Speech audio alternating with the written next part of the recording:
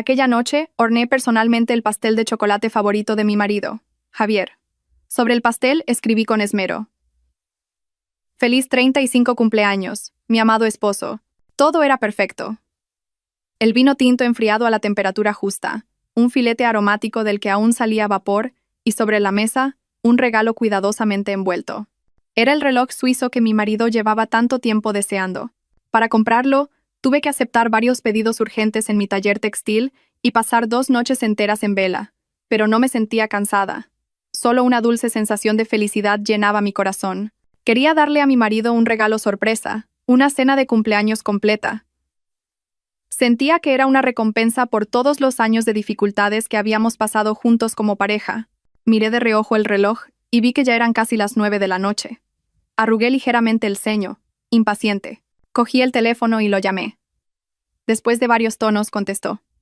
El otro lado de la línea era bastante ruidoso. Se oía algo parecido al ruido de maquinaria. Cariño, te escucho.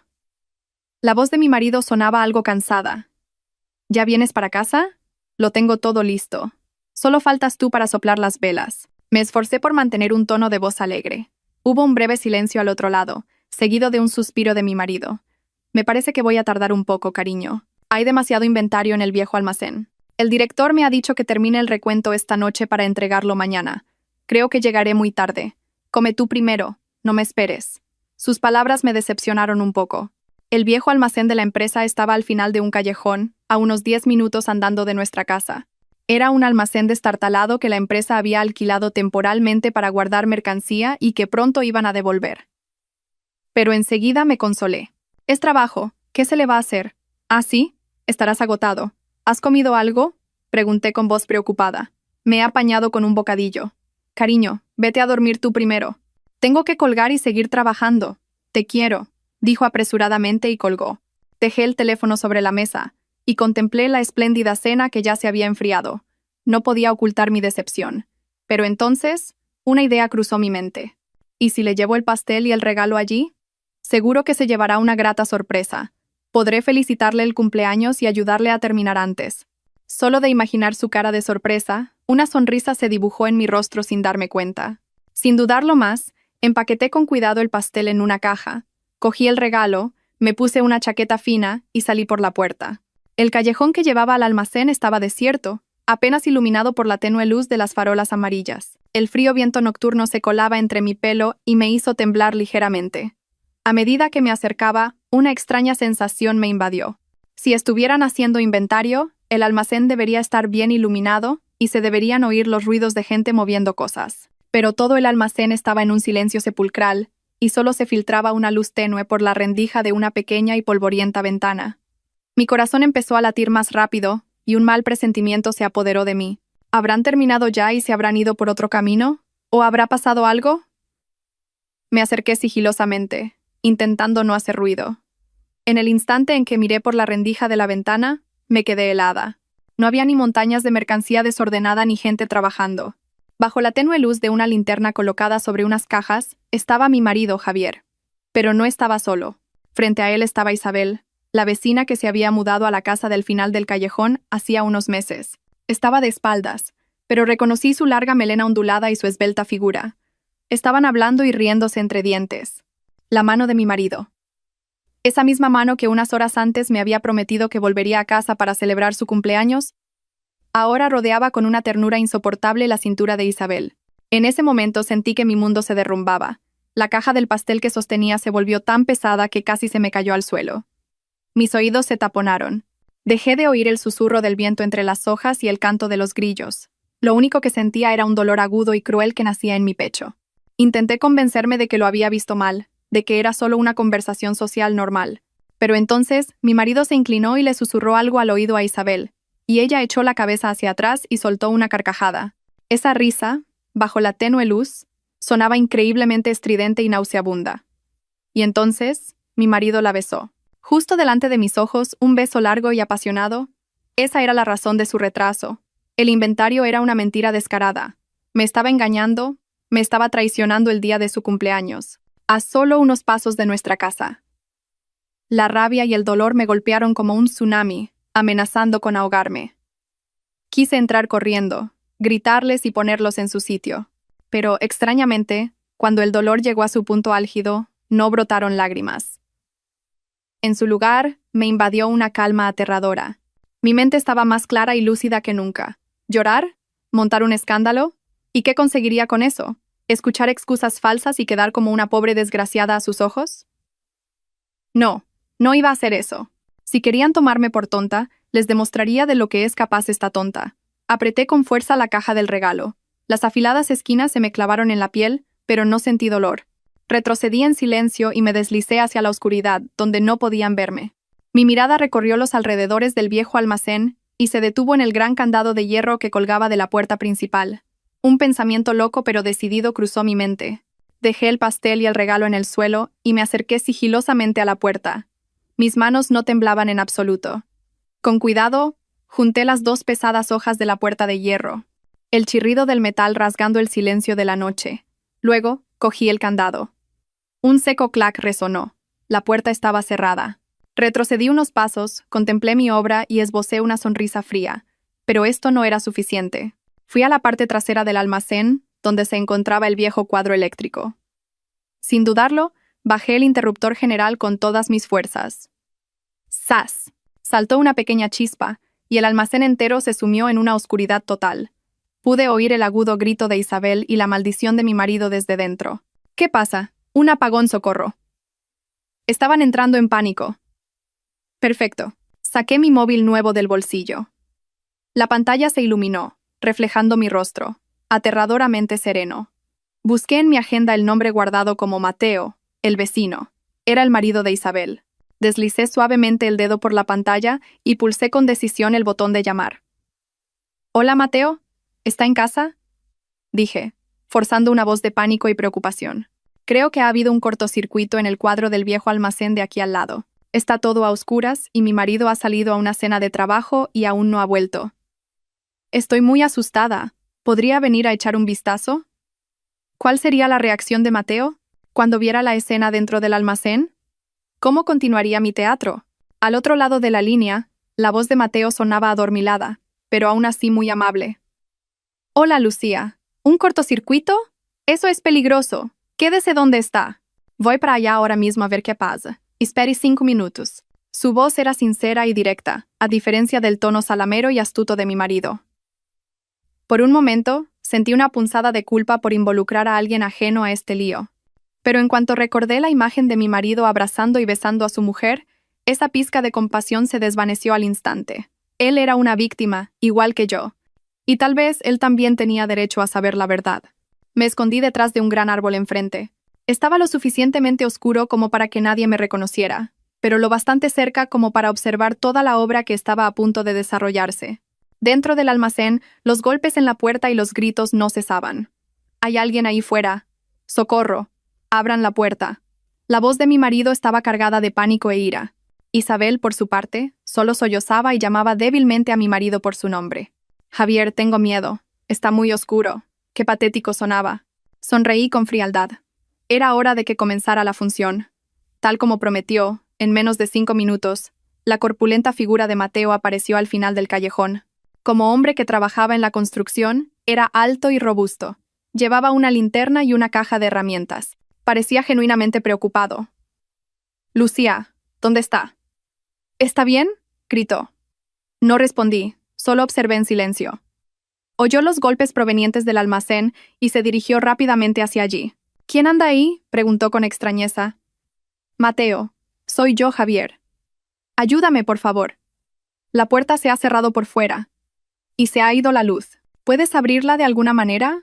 La voz de mi marido sonaba exultante, como si se hubiera aferrado a un salvavidas. Mateo pareció sorprendido de que estuviera allí, pero aún no sospechaba nada. «Qué raro. ¿Cómo se va a cerrar por fuera?». «A ver». Iluminó el candado con la linterna. «Esto es un candado exterior. Alguien os ha encerrado a propósito». «¡Qué faena!», gritó mi marido. «Seguro que han sido ladrones. Nos han encerrado para robar en las casas de al lado». «Mateo, rompe el candado». Mi mujer. Digo, la vecina, Isabel, también está aquí. Está muy asustada. Era realmente bueno inventando historias. Pero esa torpe mentira solo hacía la situación más dramática. Al oír que su mujer estaba dentro, Mateo se puso aún más nervioso. Rebuscó en su caja de herramientas y sacó una cizalla. El viejo candado de hierro no pudo resistir su fuerza. Tras unos cuantos intentos, con un clac, el candado se rompió. La pesada puerta de hierro se abrió, revelando un espacio completamente a oscuras. Mateo apuntó con la linterna hacia el interior. El haz de luz barrió el espacio y se detuvo. Su cuerpo entero se quedó rígido como una estatua. Yo sabía lo que había visto. Bajo la luz de la linterna, la escena dentro del almacén se reveló en toda su crudeza. Su mujer, Isabel, estaba sentada en el suelo con la ropa en desorden, el pelo revuelto y los ojos llenos de lágrimas. Y mi marido, Javier, estaba de pie a su lado, con los botones de la camisa desabrochados y la cara desencajada. No estaban muy separados el uno del otro. Una distancia demasiado corta como para explicar que habían quedado atrapados juntos por casualidad. El aire se volvió denso y pegajoso. Hasta el viento nocturno parecía haberse detenido. Solo se oían las respiraciones agitadas de las tres personas en el haz de luz. Isabel, Javier, ¿qué estáis haciendo aquí los dos? La voz de Mateo temblaba, no por el frío, sino por la terrible emoción que bullía en su pecho. Sorpresa, duda y una verdad cruel que se iba haciendo cada vez más clara. Isabel no se atrevía a mirar a su marido. Solo mantenía la cabeza gacha mientras sus hombros se sacudían. Mi marido, Javier, tras un instante de desconcierto, recuperó apresuradamente una falsa compostura. Dio un paso adelante, intentando interponerse delante de Isabel, y balbuceó: «Mateo, no lo malinterpretes. Nosotros solo». «¿Solo qué?», rugió Mateo. Su grito resonó en todo el callejón. Ya no era aquel hombre amable y sencillo. Sus ojos estaban inyectados en sangre. Miró fijamente a su mujer y luego de nuevo a mi marido. «Os pregunto qué coño estabais haciendo aquí a mis espaldas». Justo en ese momento, decidí que era mi turno de aparecer. Salí de la oscuridad. Todavía llevaba en las manos la caja del pastel y el regalo de cumpleaños. Me esforcé por poner una expresión de máxima perplejidad y confusión. «Javier, Mateo, ¿por qué tanto alboroto?» Mi aparición los sorprendió a los tres, especialmente a mi marido. Me vio. Vio la caja del pastel en mis manos y su rostro se quedó pálido como el de un muerto. «Lucía, ¿qué haces tú aquí?», tartamudeó. Aterrorizado, «Te he traído el pastel de cumpleaños». «¿Me dijiste que tenías que trabajar aquí?», dije con voz inocente, parpadeando como si no entendiera nada de lo que estaba pasando. Luego, miré a Isabel sentada en el suelo y fingí preocupación. «Isabel, ¿por qué estás sentada ahí? ¿Ha pasado algo?». Mi actuación llevó la situación al culmen de la ironía. Mateo me miró, luego miró de nuevo a su mujer y a mi marido. Las piezas del puzzle parecían encajar en su cabeza. La amarga verdad se reveló con una claridad meridiana. No dijo nada, solo se acercó en silencio a su mujer. Isabel retrocedió asustada. «Cariño, déjame que te explique». ¡Zas! Una bofetada que pareció hacer temblar el cielo dejó una marca en la mejilla de Isabel y la tiró al suelo. En todo el callejón solo quedó el eco de esa bofetada y el agudo llanto de Isabel. Javier, al verlo, intentó instintivamente detenerlo, pero Mateo ya se había vuelto y lo había agarrado por el cuello de la camisa. Sus ojos ardían. «¿Y tú, buen amigo, te atreves a liarte con mi mujer?». Y yo, para completar mi papel, realicé mi acto final. Lancé un grito agudo, puse los ojos en blanco y me desplomé en el suelo, inconsciente. La caja del pastel salió volando. El pastel de chocolate se hizo añicos, y la frase «Feliz cumpleaños», mi amado esposo, se emborronó en un amasijo de crema. Todo se sumió en el caos. ¿Sería mi desmayo fingido suficiente para engañar a todos y llevar a los dos traidores a un callejón sin salida? El caos en el pequeño callejón pareció entrar en una nueva fase tras mi desmayo. Yacía en el frío suelo con los ojos cerrados, pero mis oídos captaban con claridad todos los sonidos a mi alrededor. Se oía el rugido de Mateo mezclado con las débiles súplicas de mi marido. «Mateo, cálmate. Hablemos las cosas con calma». Luego se oyó un pum. Probablemente mi marido se había llevado un puñetazo. También oí el llanto miserable de Isabel. «Cariño, deja de pegarle, por favor». Mi teatro había sido un éxito rotundo. Me había transformado de la posible instigadora que cerró la puerta y cortó la luz, a una pobre víctima. Una esposa lamentable que se desmayó por el shock al presenciar la infidelidad de su marido. Ahora, toda la atención y las sospechas se centraban en esos dos traidores. Al cabo de un rato, sentí que alguien me zarandeaba con fuerza el hombro. «Lucía, Lucía, despierte, Lucía». Era la voz de Mateo. Seguramente, Solo se acordó de mí después de desahogar su ira con los otros dos. Abrí los ojos lentamente, fingiendo debilidad y llevándome una mano a la cabeza. ¿Dónde estoy? Me duele mucho la cabeza. Miré a mi alrededor, fingiendo una confusión extrema. ¿Y Javier? ¿E Isabel? Antes vi. Dejé la frase a medias y empecé a sollozar. Mi actuación pareció convencer por completo a Mateo. La ira de su rostro se disipó, reemplazada por una mezcla de disculpa y compasión. Se apresuró a ayudarme a levantar. Lo siento, Lucía. Me he alterado demasiado.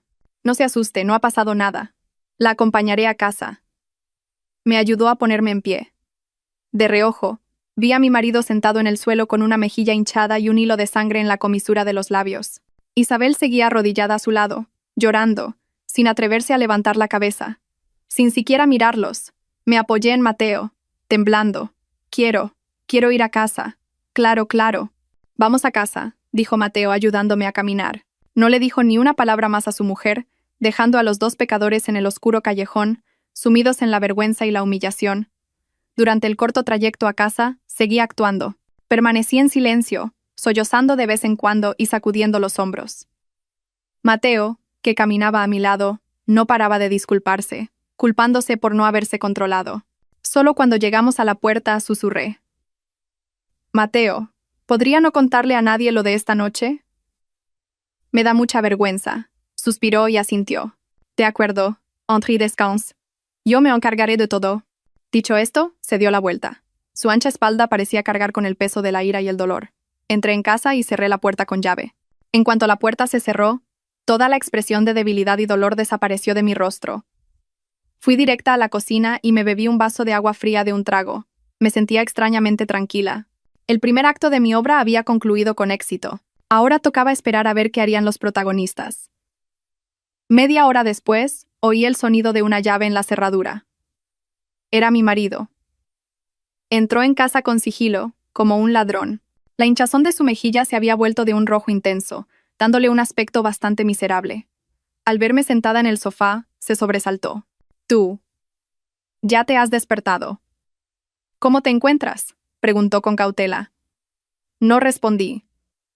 Solo lo miré con una frialdad y una extrañeza que le eran desconocidas. Desconcertado, fue a la cocina a por un vaso de agua, y luego volvió a salir para sentarse en una silla enfrente, lejos de mí.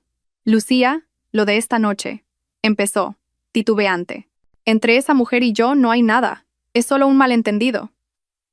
Su descaro casi me hizo reír. Incluso en esta situación, todavía era capaz de mentir. «¿Un malentendido?», dije por fin con voz seca. «Pues explícamelo. Un hombre casado y una mujer casada, en plena noche, en un almacén a oscuras, abrazándose y besándose apasionadamente. ¿Qué clase de malentendido es ese?». Se quedó sin palabras, con la cara roja como un tomate. Nosotros. Solo estábamos hablando de negocios. Me pidió consejo sobre un proyecto. Estaba muy oscuro, tropezó y yo solo la sujeté. Justo entonces llegó Mateo. Eso fue todo. Inventó una historia absurda. ¿Me tomaba por una niña de 3 años para creerse esa explicación? No sentí que valiera la pena discutir. Me levanté en silencio. Estoy cansada. Quiero descansar. Dicho esto, fui directa al dormitorio. Cerré la puerta de un portazo y eché el cerrojo. No quería ver su cara hipócrita ni un segundo más. Esa noche, tumbada en la cama, no pude dormir. Él tampoco entró en la habitación. Supongo que durmió en el salón. Oía sus pasos, sus suspiros, el tintineo de un vaso. Él tampoco estaba tranquilo. Pero yo sabía que su inquietud no era por remordimiento, sino por miedo. Miedo a que yo montara un escándalo. Miedo a que Mateo no se quedara de brazos cruzados. A la mañana siguiente, cuando me levanté, mi marido no estaba. Seguramente se había ido a trabajar temprano para evitarme. Sobre la mesa del comedor había una nota. «He comprado el desayuno y lo he dejado en la cocina. Caliéntalo y come. Volveré temprano esta noche. Tenemos que hablar». Arrugué la nota y la tiré a la basura. No necesitaba más de sus palabras hipócritas. Mientras me preparaba para llevar a mi hijo al colegio, llegó mi suegra. Entró en casa sin llamar al timbre. Seguramente mi marido le había dado una llave. En cuanto me vio, puso cara seria. «Lucía, ven aquí y siéntate. Tengo que hablar contigo», dijo en tono autoritario. Supe que se avecinaba otra tormenta. Me senté en silencio en una silla y esperé. «¿A dónde fuiste anoche?». Javier me ha dicho que volviste muy tarde, ¿es verdad? Preguntó con voz inquisitiva. Antes de que pudiera responder, continuó. Mírate, una mujer casada deambulando por la noche. ¿Qué te crees que es esta casa? ¿Consideras a Javier tu marido? Me quedé atónita. Mi marido no solo no había contado la verdad, sino que había inventado una historia en la que toda la culpa recaía sobre mí. Le había dicho a su madre que yo era la que había estado de fiesta hasta tarde, que yo era la culpable.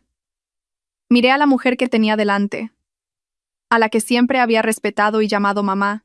Un sentimiento de amargura se apoderó de mí. Mamá, ¿no le has preguntado a Javier qué hizo anoche? Pregunté con voz temblorosa. ¿Qué iba a hacer él? Volver cansado de trabajar y esperar a su mujer en casa. Pero tú, ¿dónde estabas? ¿No estarías por ahí de juerga con algún tío y luego vienes a buscarle las cosquillas a tu marido? Sus palabras fueron como cuchillos que se clavaron en mi corazón. No solo no me creía, sino que me insultaba gravemente. A sus ojos, yo siempre sería una nuera de poca monta. Toda la culpa era mía, y su precioso hijo siempre tenía la razón. Mi paciencia había llegado a su límite. Si quería teatro, que no se quejara si yo me volvía cruel. Ante las descaradas y falsas acusaciones de mi suegra y su ciego favoritismo por su hijo, me di cuenta de que cualquier explicación en ese momento era inútil. Ella ya me había sentenciado como culpable, y nada podría hacerla cambiar de opinión. En lugar de gritar y discutir, opté por otra estrategia. Respiré hondo para reprimir la furia que hervía en mi pecho. La miré directamente a los ojos y, con una voz extrañamente tranquila, dije: «Sí, suegra. Anoche me equivoqué. Me quedé hasta un poco tarde tomando un café con una amiga y os preocupé a usted y a Javier. Lo siento». Mi cambio de actitud de 180 grados dejó a mi suegra desconcertada. Había venido preparada para un largo sermón de reproches y reprimendas. Pero mi repentina disculpa la pilló por sorpresa. «Tú. Si reconoces tu error, está bien», balbuceó, sin saber cómo continuar. «Pero no se preocupe». La interrumpí antes de que pudiera empezar con su habitual retahíla. «Lo he pensado mucho. Últimamente he estado demasiado centrada en el trabajo del taller y he descuidado a mi familia. Es culpa mía. Intentaré cambiar a partir de ahora. Dedicaré más tiempo a Javier y a la familia». Hablé con una voz sincera y con lágrimas en los ojos. Mi actuación pareció surtir efecto. El semblante hostil de mi suegra se suavizó un poco. Tosió y dijo con aire arrogante: «Así me gusta. Una mujer, por muy capaz que sea, siempre debe priorizar su hogar. ¿Cuánto dinero ganas en ese taller tuyo? Apenas te dará para tus cosméticos. La economía de esta casa todavía depende de Javier». Asentí.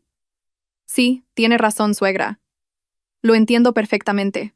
Me levanté, fui a la cocina y le preparé una tila caliente. «Suegra, entre en calor. Habrá pasado frío viniendo tan temprano». Le puse la taza delante, mostrando una actitud filial y sumisa. Mi comportamiento dócil la desarmó por completo. Bebió un sorbo de la infusión y empezó a sermonear. «Ves, si eres así de dócil, hay paz en la casa. Lo de anoche, lo dejaré pasar. Sé buena con Javier. No andes siempre con mala cara y de morros. Los hombres se cansan de trabajar fuera, y si al llegar a casa la cara de su mujer es un funeral, es normal que se harten. Es natural que busquen fuera». Estaba defendiendo a su hijo y de paso lanzándome una advertencia. Yo solo respondía en voz baja: «Sí, sí», pero por dentro me reía. «Siga con su teatro. Ya veremos cuánto dura la función de usted y su hijo». Después de un buen rato de sermonearme, mi suegra se fue, muy ufana. Seguramente pensó que tenía la situación totalmente bajo control y que había apagado la pequeña llama de rebeldía que intentaba brotar en mí. No tenía ni idea de que era la calma que precede a la tormenta. En cuanto se fue mi suegra, puse en marcha mi plan de inmediato. Sabía que las palabras no eran suficientes. Necesitaba pruebas. Pruebas irrefutables que desenmascararan a mi marido y a esa vecina. Pero no lo haría sola. Cuando Javier volvió a casa esa noche, parecía mentalmente preparado para una discusión. Pero en contra de sus expectativas, lo recibí con una sonrisa y una cena abundante. «¿Has llegado? Lávate las manos y ven a comer. Hoy he preparado tus platos favoritos». Mi actitud lo desconcertó. Me miró con recelo y se sentó a la mesa en silencio. Durante la cena, no mencioné en absoluto lo de la noche anterior. Solo le servía comida y le preguntaba por su trabajo, como si nada hubiera pasado. Mi calma parecía confundirlo y ponerlo nervioso. Cuando terminé de fregar los platos, él empezó a hablar, titubeante. Lucía, ¿ha venido mi madre esta mañana? Sí, ha venido, respondí sin dejar de fregar. Mi madre. No te ha dicho nada. Solo me ha dado algunos consejos. Creo que tiene razón. Me equivoqué. No debería haber vuelto tan tarde. Pareció soltar un suspiro de alivio. Bueno, me alegro de que lo entiendas. Cariño, déjalo ya. Me di la vuelta. Lo miré a los ojos y esbocé una sonrisa triste. Sé que me equivoqué. No te pondré más en aprietos. Haré como que no vi nada de lo de ayer. Volvamos a ser felices como antes, ¿vale? Mis palabras, junto con mi mirada resignada y lastimera, derribaron por completo las defensas de Javier. Se acercó y me abrazó por la espalda. Gracias, cariño. Sabía que eras la más comprensiva. Te prometo que no volverá a pasar, me susurró al oído. Me dejé abrazar. Por dentro, solo sentía desprecio. ¿Qué valor tiene la promesa de un traidor? Pero necesitaba esa confianza. Necesitaba que bajara la guardia. A partir de ese día, me convertí en una esposa modélica. Me levantaba más temprano para preparar desayunos elaborados. Por las tardes, por muy ocupada que estuviera en el taller, volvía a casa pronto para hacer la cena y esperar a mi marido.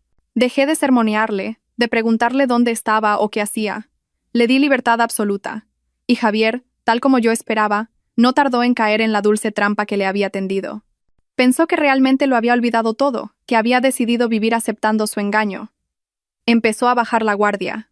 Las llamadas clandestinas se hicieron más frecuentes, y las repentinas horas extra también. No tenía ni idea de que todos sus movimientos estaban bajo mi vigilancia. Instalé en secreto un pequeño rastreador GPS en su moto.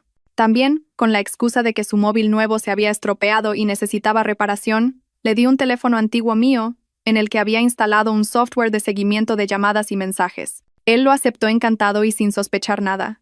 Y las pruebas que necesitaba empezaron a llegar una tras otra. Las rutas de sus desplazamientos en los días que decía tener horas extra no llevaban a la oficina, sino a moteles u hoteles de las afueras. Los mensajes acaramelados con Isabel, las apasionadas citas, todo quedó registrado. Incluso tuvo el descaro de usar la tarjeta de crédito familiar que yo le había dado para comprarle regalos a su amante y pagar las facturas del hotel. Cuanto más pruebas reunía, más frío se volvía mi corazón. Ya no sentía dolor, solo la determinación de llegar hasta el final. Pero sabía que estas pruebas no bastaban para que pagara un alto precio. Necesitaba un aliado, alguien que tuviera el mismo enemigo que yo. Y esa persona era Mateo. ¿Aceptaría Mateo colaborar conmigo? ¿Y cuán cruel sería mi próximo plan? Después de casi una semana recopilando pruebas, tenía en mis manos un expediente detallado de la relación adúltera de mi marido e Isabel. Fechas de citas, lugares de encuentro, mensajes acaramelados e incluso las facturas de hotel pagadas con mi tarjeta. Todo era tan evidente que pensé que actuar sola no sería tan efectivo. Necesitaba a alguien que pudiera atacar desde ambos flancos. Alguien herido como yo y con sed de justicia. Esa persona era Mateo. El problema era cómo acercarme a él. Desde la noche en que los pillamos en el almacén no lo había vuelto a ver. Suponía que él también estaría sumido en el dolor y la confusión. Un hombre tan sencillo y honesto como él, enfrentado a la traición de la esposa a la que adoraba, debía de estar destrozado. No podía presentarme de repente. Levantaría sospechas. Necesitaba una excusa razonable y plausible, y la oportunidad surgió una tarde de fin de semana. Me enteré por un vecino de que Mateo estaba reformando una casa vieja al final de la calle. Decidí fingir un encuentro casual. Me puse un sencillo traje de oficina y un maquillaje ligero para parecer cansada y demacrada. Conduje hasta esa calle, aparqué bastante lejos y me acerqué andando. Tal como me habían informado, Mateo estaba allí. Estaba empapado en sudor, mezclando cemento con ahínco. Parecía mucho más delgado y demacrado. La barba de varios días le daba un aspecto aún más abatido. Trabajaba solo, sin ayudantes, probablemente intentando ahogar sus penas en el duro trabajo físico. Respiré hondo, me armé de valor y me acerqué. Mateo, lo llamé en voz baja. Se giró sobresaltado. Al verme, un atisbo de vergüenza y evasión cruzó sus ojos. Lucía. Se secó apresuradamente el sudor de la frente. ¿Qué haces por aquí? Yo. Tenía un asunto por aquí cerca, dije, titubeante. Te he visto al pasar y he querido saludarte. ¿Cómo estás últimamente? Mi pregunta pareció tocar un punto sensible. Bajó la cabeza en silencio y siguió mezclando cemento con la paleta. Regular, murmuró. Gracias por preguntar. El ambiente se volvió incómodo. Supe que así no iba a ninguna parte. Decidí ir al grano. Mateo. Sé que quizás no es el momento adecuado para hablar de esto, pero creo que tenemos que hablar. Sobre lo de la otra noche. Al sacar de nuevo el tema, las manos de Mateo se detuvieron. Me miró con una expresión compleja, una mezcla de rabia y dolor. ¿Qué más hay que hablar? Todo quedó claro. Sí, quedó claro, dije con firmeza. Pero no podemos dejar que se salgan con la suya. Nos han traicionado, han pisoteado nuestros sentimientos y nuestra confianza. ¿Vas a quedarte de brazos cruzados? Me miró, y una chispa de ira se encendió en sus ojos. ¿Y si no me quedo de brazos cruzados, qué puedo hacer? ¿Darles una paliza? Ya lo hice. ¿Y qué? Ella sigue siendo mi mujer, la madre de mi hijo. No puedo abandonarla. Abandonarla o no es tu decisión, dije. Pero al menos debemos hacer que paguen por lo que han hecho. Debemos hacerles saber que no se pueden cometer errores y seguir como si nada. Guardó silencio, como si estuviera sopesando mis palabras. Supe que iba por el buen camino. Era un hombre orgulloso. La traición de su mujer no solo le había causado dolor, sino también humillación. ¿Qué quieres que haga? Dijo finalmente con voz ronca. Supe que había mordido el anzuelo. Miré a mi alrededor para asegurarme de que no había nadie. Aquí no es cómodo hablar. Mañana a las 3 de la tarde nos vemos en la cafetería Brisa, junto al lago. Tengo algo que enseñarte. Después de verlo, sabrás qué hacer. Dicho esto, me di la vuelta sin esperar su respuesta. Había sembrado en su mente la semilla de la curiosidad y una tenue esperanza de justicia. Estaba segura de que vendría. Este encuentro convirtió a un compañero de desgracias en un aliado potencial. Ya no lucharía sola. 2 personas traicionadas, juntas. Desataríamos una tormenta. Al día siguiente por la tarde, llegué 10 minutos antes de la hora acordada. Elegí una mesa en un rincón, discreta pero desde donde podía observar fácilmente. Había preparado mi tableta con todas las pruebas que había recopilado. A las 3 en punto, llegó Mateo. Se había afeitado y llevaba una camisa limpia, lo que le daba un aspecto más aseado, pero sus ojos hundidos y su expresión cansada no podían ocultarse. Se sentó enfrente de mí y esperó en silencio. Sin rodeos, puse la tableta sobre la mesa y giré la pantalla hacia él. Mira esto, le dije. En la pantalla había un archivo de Excel con un registro detallado de las rutas de mi marido durante la última semana, extraído del rastreador GPS. Puntos rojos marcaban densamente los lugares que había visitado. Motel X, Hotel Y, Motel Z en las afueras. Todos coincidían con los días que había dicho que tenía viajes de trabajo o se quedaba hasta tarde. Al lado, había mensajes acaramelados entre mi marido e Isabel. Te echo mucho de menos. Esta noche nos vemos en el sitio de siempre, cariño. Hoy la bruja de mi mujer me ha vuelto a dar la lata. ¡Qué asco! Solo soy feliz cuando estoy contigo. Te he enviado algo de dinero. ¿Lo has recibido? Cuanto más leía Mateo, más se ensombrecía su rostro. Sus manos se cerraron en puños, los nudillos blancos. Pasó a ver las capturas de pantalla de la ropa y los cosméticos caros que mi marido le había comprado a su mujer con mi tarjeta, y los cargos del hotel. Su pecho subía y bajaba, su respiración se aceleraba. Podía sentir la ira hirviendo dentro de él. Menudos cabrones. Son unos auténticos cabrones, dijo entre dientes. Su voz salía a través de los dientes apretados. Así que ese cabrón mantenía a mi mujer con tu dinero, y mi mujer me engañaba con el dinero de tu marido. Eso no es todo, dije, abriendo otro archivo. Era un archivo de grabación de voz. Era la llamada que mi marido le hizo a Isabel justo después de salir de nuestra casa tras ser pillados en el almacén. Había activado la función de grabación automática de llamadas en ese viejo teléfono. En la grabación, la voz de mi marido estaba llena de irritación. ¡Qué rabia! Ha aparecido mi mujer de repente y ha fastidiado todo el plan. No te enfades, cariño. La voz de Isabel era salamera. ¿Qué tal si nos vemos mañana por la noche? Te echo tanto de menos. Le diré a mi marido que tengo una cena de antiguos alumnos. Vale. De acuerdo. La próxima vez tendremos que ser más cuidadosos. Por cierto, ¿qué ha pasado con el proyecto de inversión en ese terreno del que te hablé? ¿Se lo has comentado a tu marido? Sí, se lo he dicho. Pero el tío sigue dándole vueltas. ¿Qué tiene que pensárselo? ¿Qué va a saber un paleto como él de inversiones? Decide tú. Ya encontraré la manera de sacarle el dinero. Cuando terminó la grabación, Mateo estaba sentado, inmóvil, con el rostro pálido como el papel. No solo le habían sido infiel, sino que su mujer estaba a punto de estafarle. El orgullo de un hombre había sido pisoteado sin piedad. Ellos. ¿Intentaban estafarme mi dinero? Balbuceó, incrédulo. Sí, respondí con voz fría. Mi marido planea invertir los ahorros conjuntos de nuestro matrimonio en ese terreno, y está incitando a tu mujer a que te saque el dinero para invertir juntos. Hice una pausa y lancé el golpe de gracia. ¿Y sabes qué? Por lo que he podido averiguar, ese terreno va a ser recalificado como zona verde no urbanizable. Comprarlo es como tirar el dinero por la ventana. Probablemente mi marido tampoco lo sepa. Él es solo un peón en un juego más grande. Pero Isabel, ella lo sabe. Ella y el agente inmobiliario que les vendió el terreno son primos. La última revelación fue como un martillazo en la cabeza de Mateo. Su mujer no solo le había sido infiel, sino que también estaba intentando estafarle su dinero y, en connivencia con su amante, tender una trampa para arruinarlos tanto a él como a mi marido. Todo era tan evidente. Esto ya no era un error momentáneo. Era una conspiración planeada de una manera extremadamente cruel y sucia. Mateo apoyó la cabeza en la mesa y sus hombros se sacudieron. No sabía si estaba llorando o reprimiendo una furia a punto de estallar. Después de un buen rato, levantó la cabeza con los ojos inyectados en sangre. «¿Yo?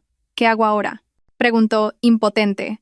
Lo miré directamente a los ojos y le dije con firmeza: «Haz lo que un hombre herido debe hacer. Recupera la justicia por ti mismo». Nuestra alianza se selló oficialmente sobre el dolor y un ardiente deseo de venganza. ¿Tendría éxito nuestro primer plan? ¿Y llevaría a los dos traidores a una situación de la que no pudieran reír ni llorar?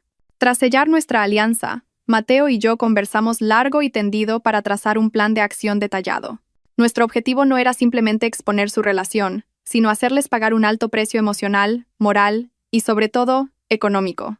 Nuestra primera trampa apuntaba directamente al plan de inversión en terrenos que Javier e Isabel estaban tramando. Sabía que para mi marido, esta era una oportunidad para demostrar su valía, para escapar de la situación de depender económicamente del taller de confección de su esposa. Siempre se había sentido inferior por vivir a mi costa, y este terreno era la apuesta en la que había depositado todas sus esperanzas. Para Isabel era la oportunidad de sacarles dinero a dos hombres. Decidimos no detenerlos. Al contrario, íbamos a ayudarles a acelerar el proceso para que cayeran en la trampa lo antes posible. Volví a casa y continué con mi papel de esposa buena e ingenua. Esa noche, durante la cena, saqué el tema deliberadamente. «Cariño, ¿cómo va el trabajo últimamente? ¿Alguna novedad?». Javier, que estaba ocupado comiendo, levantó la cabeza con cierta cautela ante mi pregunta. «Como siempre, nada especial. He oído que el mercado inmobiliario vuelve a estar en auge», comenté como si nada. «Una amiga mía compró un terreno en las afueras y en pocos meses ha duplicado su valor. Lástima que yo no entienda de terrenos, si no, lo habría intentado». Mis palabras parecieron tocar la fibra sensible de Javier. Sus ojos brillaron, pero aún así, fingió modestia. «Eso depende del momento y de la ubicación. Hay que tener visión de futuro». «Tienes razón», asentí. «Ojalá supiera tanto como tú». «Ah, por cierto, en nuestra cuenta de ahorros conjunta ya tenemos una buena suma, ¿verdad? Casi 80. 000 euros. Dejarlo en el banco tampoco da muchos intereses. Si encuentras una buena oportunidad de inversión, no lo dudes. Confío plenamente en tu capacidad». Le lancé el cebo más tentador. No solo le propuse invertir, sino que le cedí el control total de nuestros ahorros conjuntos. Esto tocaba directamente su orgullo y su deseo de demostrar su valía. La alegría se reflejó en el rostro de Javier, pero aún así, fingió dudar. «Lo miraré. El dinero no es ninguna broma. Hay que ser prudente». No tenía ni idea de que cada una de sus palabras y acciones estaban dentro de mis cálculos. Estaba caminando paso a paso hacia la trampa que le había preparado. Por su parte, Mateo también empezó a desempeñar su papel. Dejó de tratar a Isabel con frialdad y de enfadarse. Al contrario, se volvió extrañamente cariñoso y atento. Se ofreció a hacer las tareas de la casa, a llevar al niño al colegio, e incluso le regaló una pequeña pulsera. Su cambio de actitud sorprendió y alegró mucho a Isabel. Pensó que su marido se había calmado y había decidido perdonarlo todo.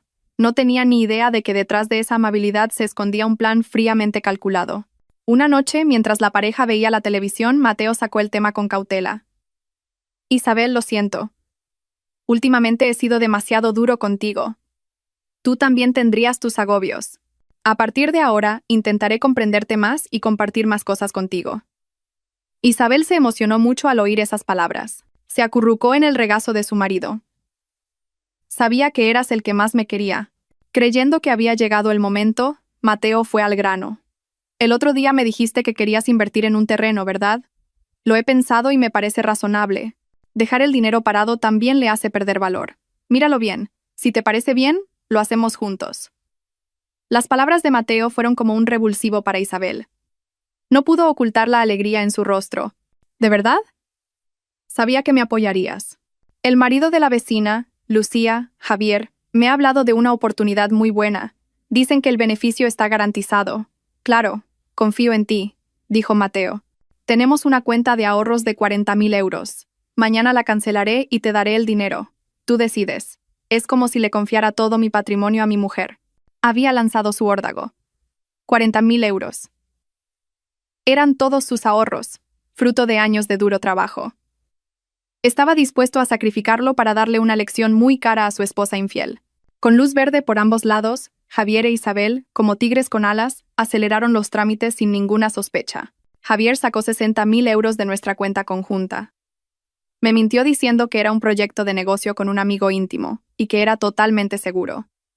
Yo solo sonreí, asentí y le deseé éxito. Isabel también recibió los 40.000 euros de su marido. Le dijo a Mateo que era una oportunidad única y que en pocos meses su familia cambiaría de vida. Comprarían una casa mejor y un coche. Mateo solo sonrió y animó a su mujer. El día de la firma del contrato de compraventa del terreno, en una cafetería, Javier e Isabel sonreían radiantes, con los rostros llenos de alegría. No sabían que, en un coche aparcado no muy lejos, Mateo y yo lo observábamos todo en silencio. Con una cámara con teleobjetivo, fotografiamos el momento en que firmaban juntos el contrato, el momento en que se daban la mano alegremente con el intermediario, es decir, el primo de Isabel, el momento en que se miraban con ojos llenos de conspiración y esperanza. Esas fotos se convertirían en la prueba irrefutable de su estafa en connivencia. La trampa se había cerrado, y la presa estaba completamente atrapada en la red. Un total de 100.000 euros, el dinero ganado con el sudor de mi frente y el de Mateo, fue transferido a la cuenta de los estafadores. Pero no nos importaba. Sabíamos que ese dinero volvería pronto, y lo haría acompañado de la caída de quienes nos habían causado tanto dolor. Ahora solo quedaba esperar. Esperar el día en que se desvelara el secreto del plan de urbanización. ¿Cuál sería la reacción de los dos traidores cuando descubrieran que lo habían perdido todo? ¿Y podría el colapso financiero romper su relación ilícita? Tras cerrar la compra del terreno, Javier e Isabel vivieron días de euforia, soñando con un futuro próspero. Mi marido se volvió extrañamente alegre. Silbaba por la casa y a veces compraba flores para poner en un jarrón. Pensaba que pronto se convertiría en un inversor de éxito y demostraría su valía como hombre. No sabía que su risa solo haría más miserable su posterior caída. Isabel tampoco ocultaba su aire de suficiencia. Según me contó Mateo, empezó a mirar chalets de lujo y modelos de coches de importación en Internet. Ya estaba planeando su vida de clase alta. Una vida construida sobre el engaño y la traición. No paraba de presionar a Javier para que se divorciara de mí cuanto antes. Mateo, convertido en un espía inesperado, instaló hábilmente un software de grabación en el móvil de Isabel, y lo que oímos superó nuestras expectativas. Javier, ¿cuándo demonios vas a dejar a esa vieja de tu mujer? La voz de Isabel en la grabación era salamera pero también impaciente. No puedo esperar más. ¿Hasta cuándo vamos a tener que vivir así a escondidas mi hijo y yo? Espera un poco más. La voz de mi marido sonaba dubitativa. Si me divorcio ahora, me pedirá la mitad de los bienes. Su taller de confección va viento en popa. Tenemos que esperar.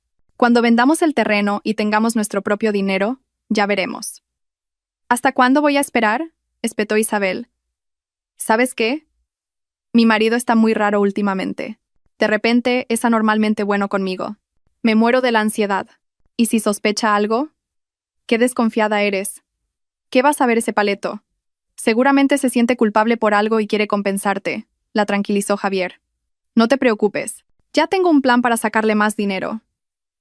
Le diré que hay que invertir más, que quiero abrir una tienda de moda.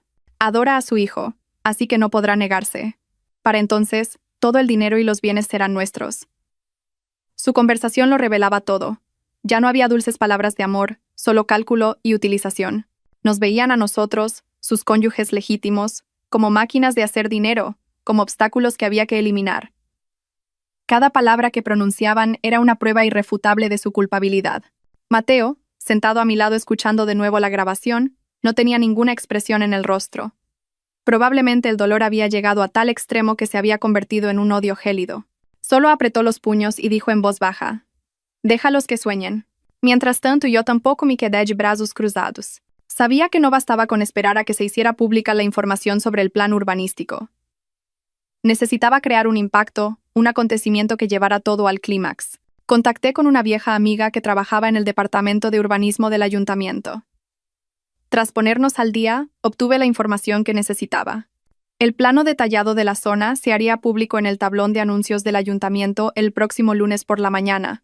Esta información aún era secreta, solo la conocían los profesionales del sector.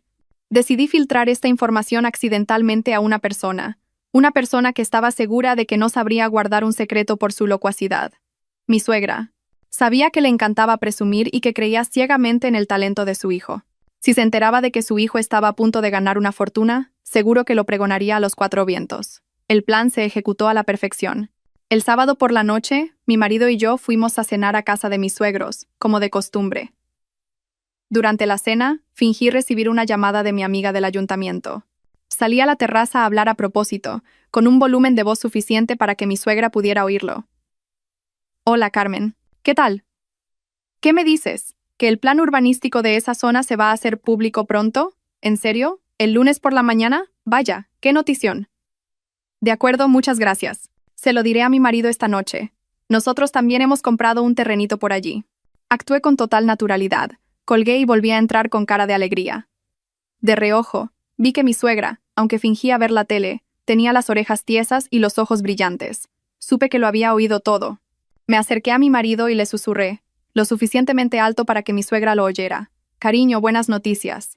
El valor de nuestro terreno se va a multiplicar por 10. Me acaba de decir mi amiga que el lunes por la mañana anuncian que esa zona se va a convertir en una nueva ciudad ecológica». Javier, al oírlo, se sorprendió y luego no pudo ocultar su alegría. Se giró hacia su madre y presumió: «Mamá, ¿lo ve? ¿Qué capacidad tiene su hijo? Ya se lo dije. Esta es la oportunidad de nuestra vida». Mi suegra también sonrió con los ojos entornados, no escatimando en elogios hacia la inteligencia y visión de su hijo. No pudo ocultar su aire de suficiencia y se paseó por la casa. «Lo sabía. Mi hijo nunca se equivoca. A ver si ahora tu mujer se atreve a menospreciarte». Tal como esperaba, a la mañana siguiente, el rumor se había extendido por todo el barrio de mi suegra. Iba de casa en casa presumiendo de que su hijo se iba a convertir en un magnate inmobiliario y que ganaría millones. Describió un futuro espléndido en el que se mudarían a una casa nueva, comprarían coches de importación y viajarían al extranjero.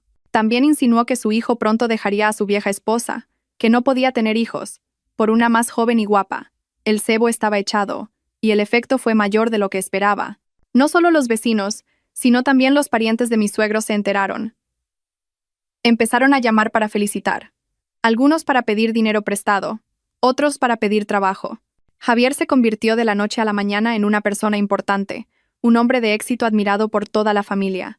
Se embriagó de esos falsos halagos, aún más convencido de su apuesta. Isabel no fue una excepción. Al enterarse de la noticia, se reafirmó aún más en su decisión. Presionó aún más a Javier para que se divorciara e intentó sacarle dinero a Mateo. Todo iba según el guión. El globo se había inflado al máximo, y ahora solo faltaba pincharlo con una pequeña aguja. El lunes, el día del destino, se acercaba.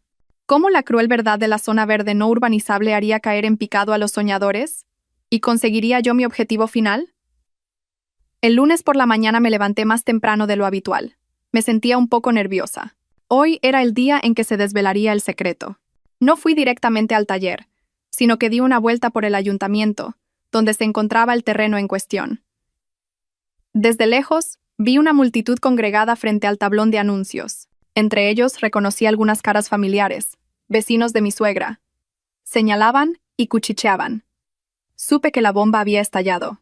No me detuve, pasé de largo en silencio con el coche. No necesitaba presenciarlo, podía imaginar sus expresiones en este momento. La transformación de la esperanza a la decepción y luego a la ira. Conduje hasta una cafetería familiar, pedí una manzanilla para calmar los nervios y esperé. Estaba segura de que en pocos minutos mi teléfono empezaría a sonar. Y, como era de esperar, en menos de media hora, recibí una llamada de un número desconocido. Sabía que era mi suegra. Como yo había bloqueado su número hacía tiempo, habría pedido prestado el teléfono de otra persona. Contesté con calma. Lucía, tú. Me has engañado. Has engañado a toda nuestra familia. Al otro lado de la línea, la voz de mi suegra ya no era de orgullo y suficiencia. Era un grito frenético mezclado con desesperación. Aparté un poco el teléfono y respondí con calma. Suegra, no sé de qué me habla. ¿En qué la he engañado? ¿Todavía te haces la tonta? Ese terreno, ese plan urbanístico, todo es zona verde no urbanizable. Lo sabías, ¿verdad? Engañaste a mi hijo a propósito para que lo comprara. ¿A que sí? Gritó. Ah, sí, fingí sorpresa. Yo solo oí lo que me dijo mi amiga. No sé nada de terrenos. Ya le dije a Javier que no sabía mucho. Todas las decisiones las tomó él después de informarse. ¿Por qué me echa la culpa a mí? Mis palabras eran inocentes, pero eludían toda responsabilidad. No podía rebatirme. Tú. Estaba tan enfadada que no podía hablar. Solo jadeaba. Eres una víbora. Has hecho que mi hijo pierda cientos de miles de euros. ¿Lo sabes? ¿De verdad, suegra? ¿Ha perdido tanto? Seguí actuando. Vaya, yo no sabía que acabaría así. Suegra, Javier, tranquilícense. El dinero se puede volver a ganar. Lo importante es que la familia esté unida. Mis palabras la familia sonaron como una profunda burla. Mi suegra no pudo más. Me insultó y colgó. Dejé el teléfono y bebí un sorbo de té. El primer acto se desarrolló como esperaba. Ahora tocaba esperar la reacción de los dos protagonistas. Por su parte, Javier no me llamó, quizás por vergüenza, o quizás estaba demasiado ocupado lidiando con la ira de Isabel. Según un archivo de audio que me envió Mateo, su discusión fue mucho más intensa de lo que había imaginado. Javier, explícame qué ha pasado, por qué el terreno es zona verde no urbanizable. Me dijiste que lo habías investigado bien. La voz de Isabel era aguda y llena de reproches. Yo tampoco lo sabía. La voz de mi marido era débil y llena de excusas. A mí también me han engañado. El intermediario me lo aseguró. ¿Te han engañado o es que eres tonto? ¿Sabes qué? Por creerte, he engañado a mi marido y le he sacado el dinero para dártelo a ti. Ahora se ha ido todo a la basura. ¿Qué le digo yo a ese hombre? Dile que la inversión ha salido mal. En los negocios a veces se gana y a veces se pierde. ¿Normal? Qué fácil lo dices tú. Son 40.000 euros. Todos los ahorros de nuestro matrimonio. Devuélveme mi dinero. Devuélvemelo ahora mismo. ¿De dónde saco el dinero para devolvértelo? El mío también está todo metido ahí. No lo sé. Ese es tu problema. Si no me devuelves mi dinero, no te quejes si me pongo borde. Su discusión terminó con el sonido de cosas rompiéndose y los sollozos e insultos de Isabel. La relación construida sobre mentiras y dinero finalmente se derrumbó por el dinero. Empezaron a atacarse como animales heridos. Esa noche, Javier volvió a casa con un aspecto miserable. No dijo ni una palabra. Se metió en silencio en el dormitorio y cerró la puerta de un portazo. Yo tampoco pregunté. Lo dejé que rumiara su propio dolor y fracaso. Era el precio de su estupidez, su codicia y su traición. Durante los días siguientes, el ambiente en nuestra casa era como el de un funeral. Javier no salía de la habitación, se negaba a comer y a hablar. Mi suegra no paraba de llamar, a veces llorando, a veces insultando, echándome toda la culpa. Yo escuchaba en silencio y colgaba. Mientras tanto, Mateo también actuó. Volvió a casa con cara de dolor y le dijo a Isabel que lo sabía todo, que un amigo le había contado todo lo que había dicho. No la pegó ni la insultó, solo recogió en silencio su ropa y la de su hijo. No puedo seguir viviendo con una mujer mentirosa y cruel como tú. Divorciémonos, le dijo con voz tranquila pero firme. Isabel se quedó atónita, luego gritó, se aferró y suplicó, pero ya era demasiado tarde. Mateo se fue con su hijo sin mirar atrás. Isabel se quedó sola en una casa vacía, habiendo perdido a su marido, a su hijo y una gran suma de dinero. Estaba completamente destrozada. Su caída fue tan rápida y completa como Mateo y yo habíamos planeado. Pero yo sabía que la historia aún no había terminado. Una persona como Javier no se quedaría de brazos cruzados cuando se viera acorralado. Y su madre, esa mujer malvada, no me perdonaría fácilmente. Sabía que una tormenta aún mayor se avecinaba. ¿Qué trucos sucios usarían para intentar darle la vuelta a la situación? ¿Y tendría yo la fuerza suficiente para enfrentarlos? La frustración de Javier no duró mucho. En lugar de culparse a sí mismo y arrepentirse, su naturaleza cobarde y acusadora volvió a salir a la superficie. Empezó a buscar un objetivo para desahogar su ira, y ese objetivo no era otro que yo. Después de varios días de silencio, pasó a la acción. No con una conversación sincera, sino con un acoso mezquino, sutil pero malicioso. Empezó a llegar a casa a altas horas de la noche, oliendo a alcohol. No entraba en el dormitorio, se sentaba en el salón y ponía la televisión a un volumen muy alto, o hablaba por teléfono a gritos con sus amigos, molestando a propósito para que ni mi hijo ni yo pudiéramos dormir. Si le pedía que bajara la voz, me espetaba de inmediato. Esta es mi casa. Hago lo que me da la gana. Si no te gusta, lárgate. Las comidas en casa también se convirtieron en una tortura. Criticaba todo lo que yo cocinaba. Demasiado salado, demasiado soso. Parece comida de sobras. Tiraba el plato de sopa a la mesa y se iba sin limpiarlo.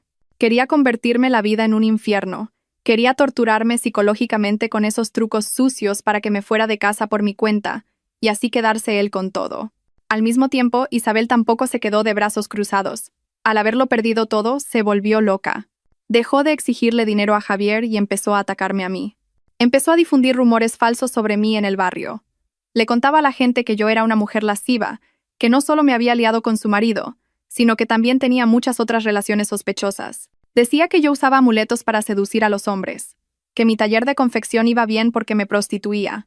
Esas palabras maliciosas e inventadas se extendieron como la pólvora por todo el barrio a través de las bocas de los vecinos chismosos. Empecé a recibir miradas furtivas y a oír cuchicheos a mis espaldas cada vez que salía de casa.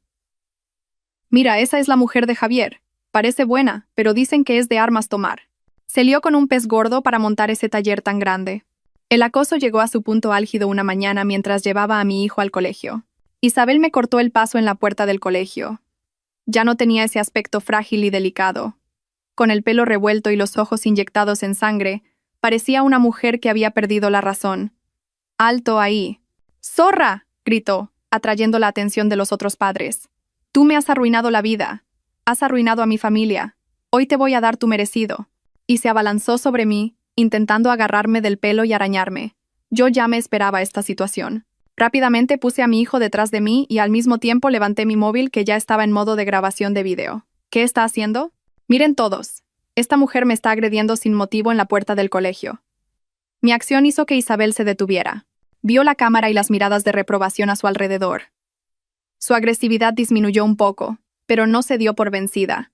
Tú, ¿te atreves a grabarme? Ladrona de maridos. Tú seduiste a mi marido. No diga tonterías, respondí con voz tranquila y clara. Su marido y el mío se encontraron en el almacén por su propia voluntad. La víctima soy yo. ¿O quiere que muestre a todos el video de la infidelidad que grabé esa noche? Mis palabras fueron un golpe mortal. La cara de Isabel se puso pálida. No esperaba que yo fuera tan directa. Tartamudeó. Tú. ¿Te atreves? ¿Por qué no iba a atreverme? Quienes deberían avergonzarse son usted y mi marido, no yo. Ahora apártese para que podamos ir a clase. Dicho esto, cogí a mi hijo de la mano y pasé por su lado con la cabeza bien alta. Ella se quedó allí, inmóvil, en medio de los murmullos de la multitud. El enfrentamiento en la puerta del colegio calmó temporalmente la agresividad de Isabel, pero yo sabía que ni ella ni mi marido se detendrían. Estaban buscando cualquier medio para echarme de casa, de sus vidas, y empezaron a apuntar a lo que más quería. Mi hijo. Mi suegra, que había estado callada durante un tiempo, empezó a reaparecer. No venía a nuestra casa, sino que me rodeaba cerca del colegio de mi hijo. Intentaba atraer al niño con dulces y juguetes. Daniel, ven con la abuela. La abuela te va a dar un regalo. Le llamaba con dulzura. Mi hijo, aunque pequeño, parecía sentir la falsedad. Se escondía asustado detrás de mí y no se atrevía a acercarse. Al no poder atraer a su nieto, me insultaba. ¿Lo ves? Has enseñado a tu hijo a odiar hasta a su abuela. Eres una mala madre.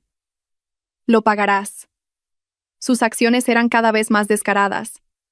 Convirtieron nuestras vidas en una constante tensión y agotamiento. Supe que, si seguíamos así, el más afectado sería mi hijo.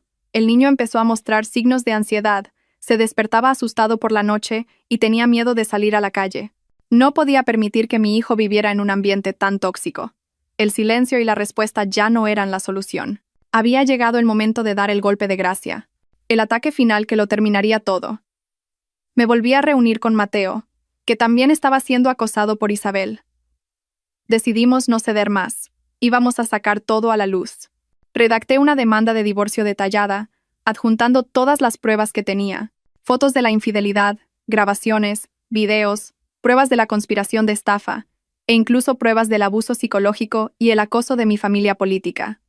Mateo hizo lo mismo, pero no nos limitamos a presentar las demandas en el juzgado. Contacté con algunos periodistas que conocía por mi trabajo. Les proporcioné, de forma anónima, parte de la historia, los detalles más jugosos. Solo filtré información sobre un escándalo de infidelidad y estafa relacionado con una familia que parecía respetable en el barrio. Los medios de comunicación son muy sensibles a este tipo de historias. Empezaron a investigar. La bomba mediática estaba a punto de estallar, y esta vez arrasaría con todas sus mentiras y su fealdad. ¿Sería este contraataque total lo suficientemente poderoso como para poner fin a mi pesadilla? ¿Y qué castigo recibirían los traidores por parte de la ley y la opinión pública? La bomba mediática que preparé en silencio finalmente estalló, pero su poder destructivo fue mayor de lo que había imaginado. Una mañana, un importante periódico digital publicó un artículo con un titular sensacionalista. Toda la verdad sobre el escándalo de infidelidad que sacude el barrio de Nueva Esperanza. Esposa pilla a su marido con una vecina en un almacén. Se destapa una trama de estafa millonaria. Aunque el artículo anonimizaba los nombres de los implicados, los detalles tan característicos sobre el barrio, el viejo almacén y la dramática pillada infraganti, hacían que cualquiera que viviera allí pudiera adivinar fácilmente quiénes eran los protagonistas. La noticia se propagó como la pólvora. En cuestión de horas, se convirtió en el tema más candente en todas las comunidades online. Los internautas, con una increíble capacidad de investigación, no tardaron en encontrar la identidad de Javier e Isabel. Sus fotos se difundieron por todas partes, acompañadas de comentarios llenos de todo tipo de reproches e insultos. Vaya, el marido parece decente, pero es un auténtico cabrón. La amante tampoco se queda corta. Intentó estafar a su marido y a su amante. Pobre esposa, no solo le ponen los cuernos, sino que casi le roban el dinero. La tormenta mediática arrasó como un tsunami, hundiendo por completo las vidas de Javier e Isabel. Cuando Javier fue a trabajar, tuvo que enfrentarse a las miradas furtivas y los cuchicheos de sus compañeros. El escándalo no solo dañó su reputación personal, sino también la imagen de la empresa. Su jefe lo llamó a su despacho y le exigió que resolviera sus problemas personales de forma limpia o se enfrentaría a las más altas sanciones disciplinarias. La situación de Isabel era aún más miserable. No podía salir de casa. Los vecinos que antes la saludaban ahora la miraban con desprecio. Los rumores sobre ella se magnificaron y se volvieron más maliciosos. Quedó completamente aislada en el barrio donde vivía, pero la más afectada fue mi suegra. Para ella, la reputación lo era todo, y siempre se había sentido orgullosa de su familia. Ahora, su hijo era un adúltero, y su futura nuera era despreciada por toda la sociedad.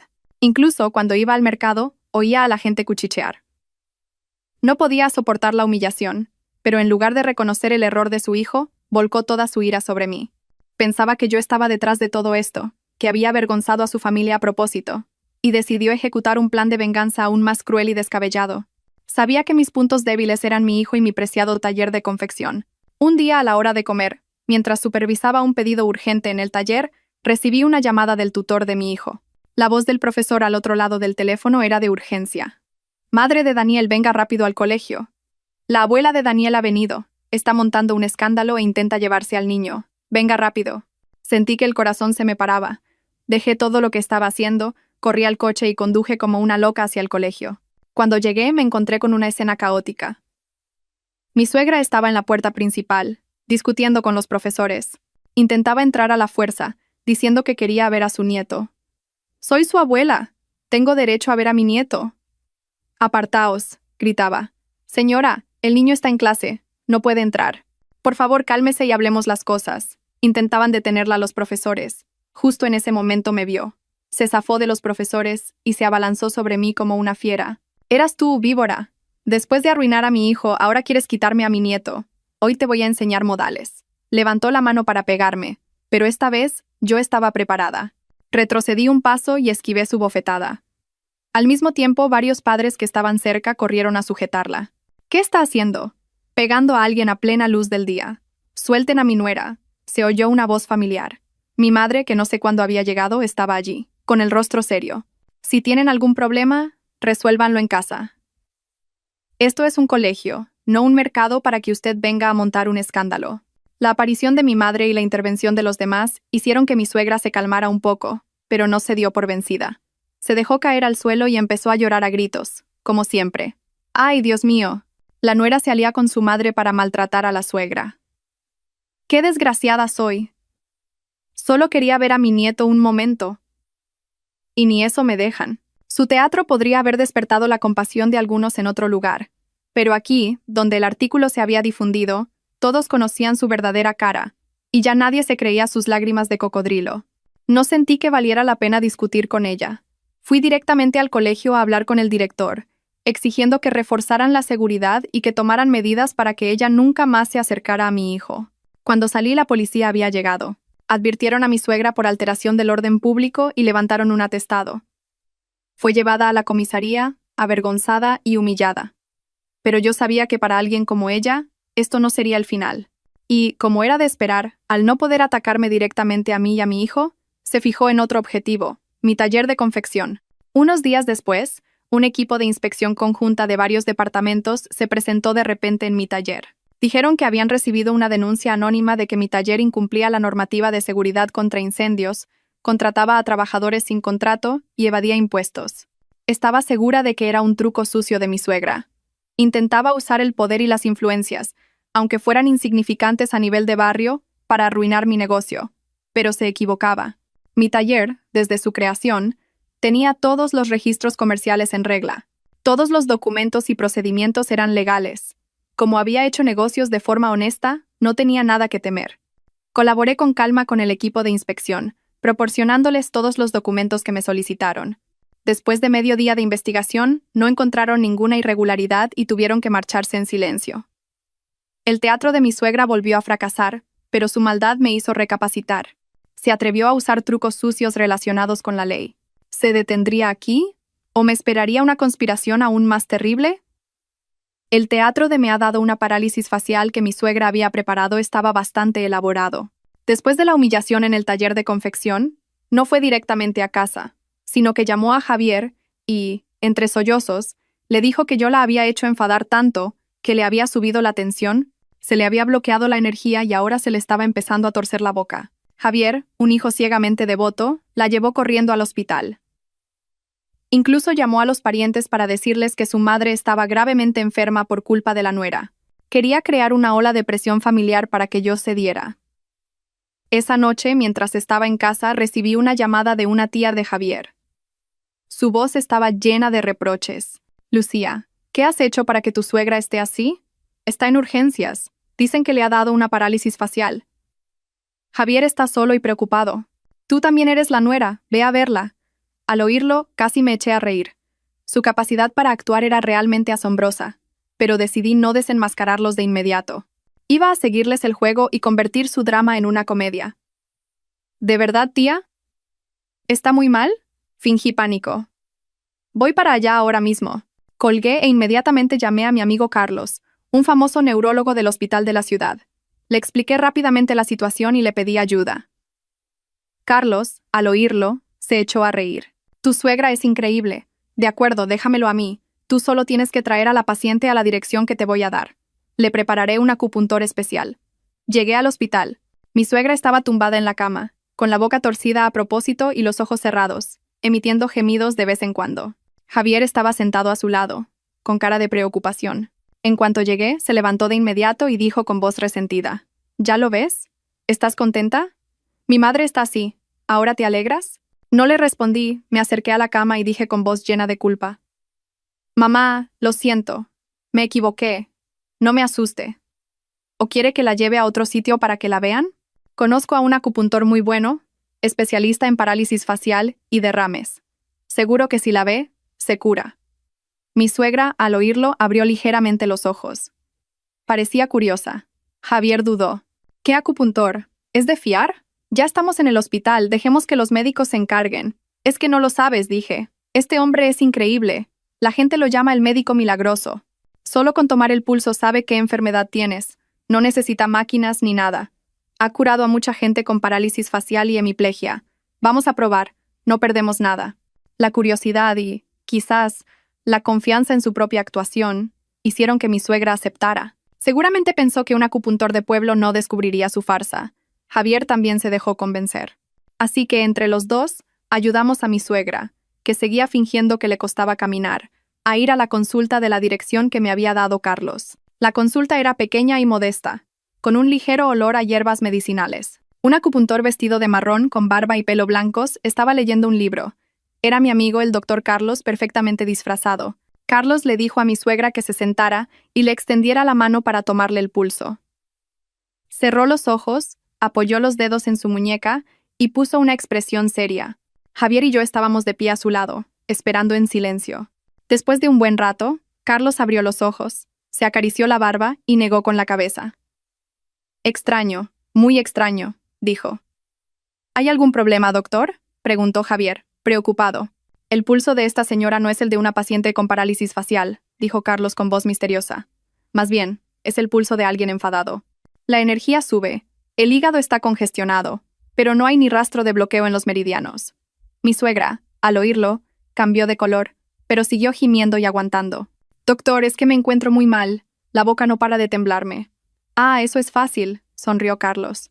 Le pondré unas agujas en un par de sitios y se le pasará enseguida. Pero mi método es un poco especial. Dicho esto, sacó un juego de agujas de una caja de madera. Pero esas agujas eran extrañamente grandes y largas, como pinchos de metal. ¿Ah, agujas?, tartamudeó mi suegra. Sus ojos se abrieron de par en par al ver las agujas brillantes. El miedo era evidente en su rostro. Sí, dijo Carlos con calma. Le pondré agujas en los principales puntos de la cara, alrededor de la boca y en la coronilla. Dolerá un poco, pero le garantizo que la energía volverá a circular y la boca se le enderezará. Cogió la aguja más larga y se la acercó a la cara. Vamos, túmbese. Empezamos ya. En ese momento, mi suegra no pudo seguir actuando. El miedo superó todo lo demás. Se levantó de un salto de la silla y agitó las manos. No, yo no necesito agujas. Ya estoy bien. Su voz era completamente normal. La boca ya no estaba torcida. Se levantó y se paseó para demostrar que estaba perfectamente sana. Miren, ya estoy curada. No necesito tratamiento. Gracias, doctor.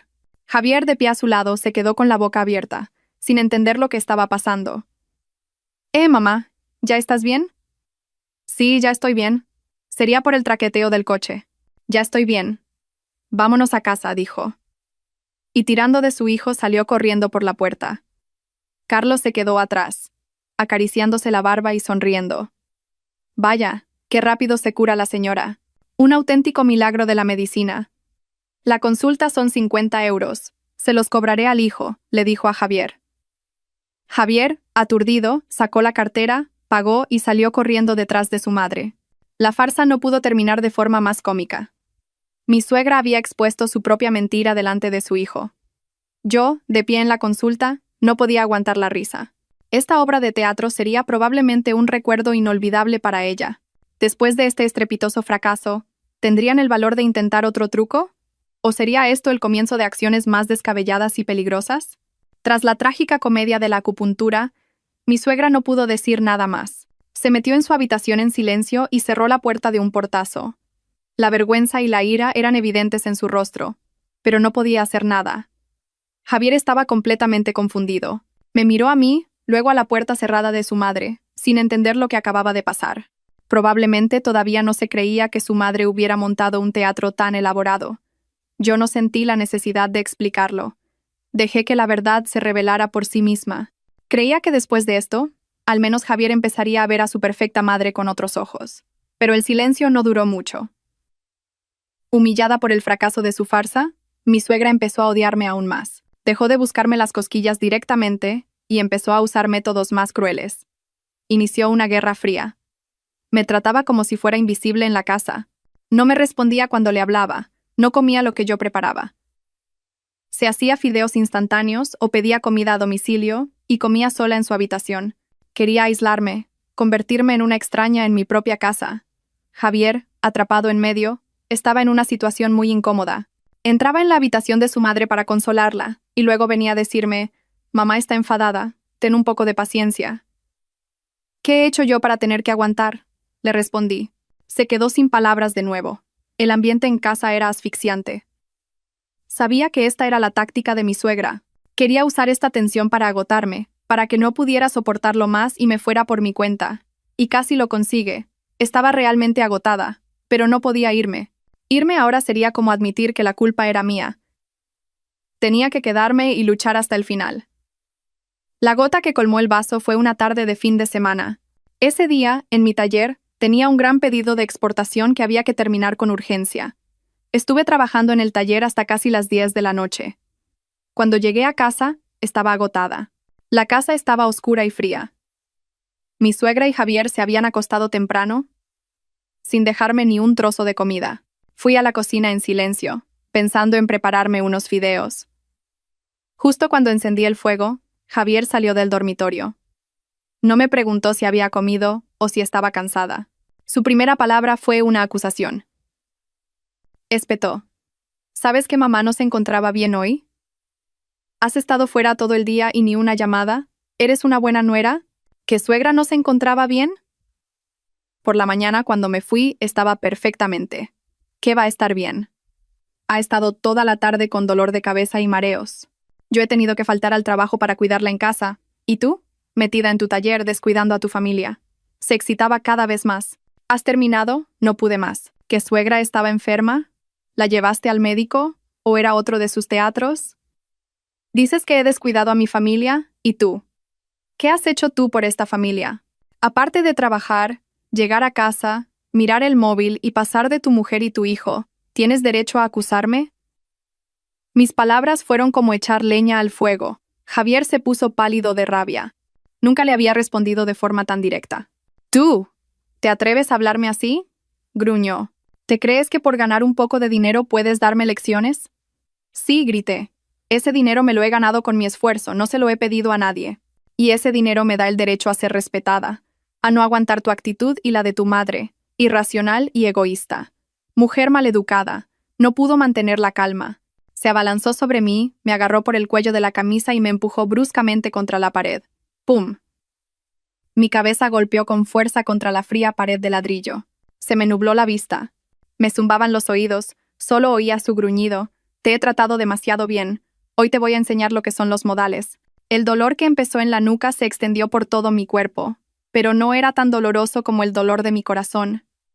Me había pegado. El hombre que había amado, el padre de mi hijo, me había puesto la mano encima. Todo el afecto, hasta el último trozo de esperanza, se hizo añicos y se convirtió en polvo. Cuando abrí los ojos, vi que levantaba la mano para un segundo golpe. Pero se detuvo. Su mirada estaba fija en un punto sobre la puerta, su rostro lleno de pavor y miedo. Seguí su mirada. En la esquina de la pared, una pequeña luz LED roja parpadeaba rítmicamente. Era la minicámara de seguridad que había instalado en secreto unos días antes. Justo después de decidir que no cedería más. Había previsto que una persona como Javier, acorralada, no controlaría sus acciones. Y tenía razón. Desde el momento en que me empujó y me tiró, hasta sus últimas palabras de amenaza, toda su acción violenta quedó grabada con claridad. Se dio cuenta. La mano que había levantado bajó lentamente, y su expresión feroz se transformó en un miedo extremo. Tú, tartamudeó, retrocediendo unos pasos. Me apoyé en la pared y me levanté lentamente. El dolor seguía ahí, pero una sensación de victoria llenaba mi corazón. Sí, dije, señalando la cámara con una voz fría como el hielo. Todo está grabado. Gracias por proporcionarme la última y más contundente prueba. No dije nada más. Me tambaleé hasta mi habitación y cerré la puerta con llave. Me dejé caer al suelo y me abracé la cabeza. Las lágrimas empezaron a brotar. Pero esta vez, no eran lágrimas de debilidad. Eran lágrimas de liberación. Esta batalla, por fin, había terminado, y sabía que yo sería la vencedora. A la mañana siguiente, me desperté con un dolor punzante en la nuca y una determinación férrea. Anoche apenas había dormido. Después de confirmar que el video estaba a salvo en la nube, pasé la noche planeando mi contraataque final. No más teatro, no más discusiones. Esta vez usaría la ley y la verdad para poner fin a todo. No fui al taller.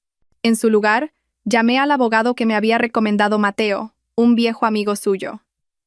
Le conté todo el caso, desde la estafa del terreno hasta la agresión de anoche. Le envié todas las pruebas que tenía. Grabaciones, mensajes, fotos y, lo más importante, el video de la cámara de seguridad.